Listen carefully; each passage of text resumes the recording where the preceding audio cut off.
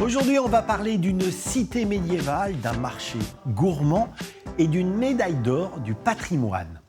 Direction Sarlat, la Canéda, capitale du Périgord noir en Dordogne.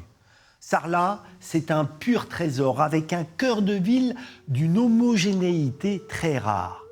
Au centre, la cathédrale Saint-Sacerdoce, aussi imposante à l'extérieur que sobre à l'intérieur.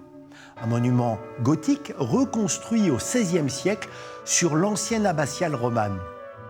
Tout autour, un dédale de ruelles, de venelles étroites, d'hôtels particuliers au toit de lauze.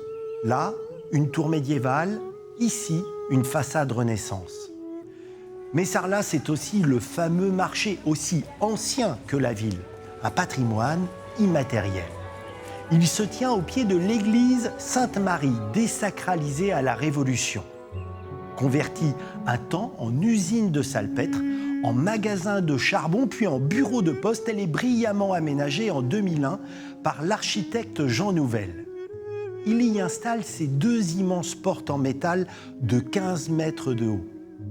La démonstration que le mariage de l'architecture contemporaine et du patrimoine ancien peut donner de beaux résultats. Mais Sarlat n'a pas toujours été aussi séduisant. Dans les années 1960, la cité est dans un état déplorable. Les hôtels particuliers menacent de s'effondrer, les maisons sont insalubres. Elle va être sauvée par la loi Malraux sur la restauration des secteurs sauvegardés, promulguée en 1962.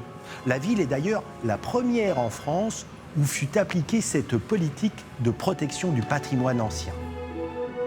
Sarlat, c'est 9000 habitants à l'année et 1,5 million de visiteurs, avec 75 édifices classés ou inscrits sur seulement 11 hectares. La perle du Périgord a un titre de champion, la plus forte densité de monuments historiques au monde.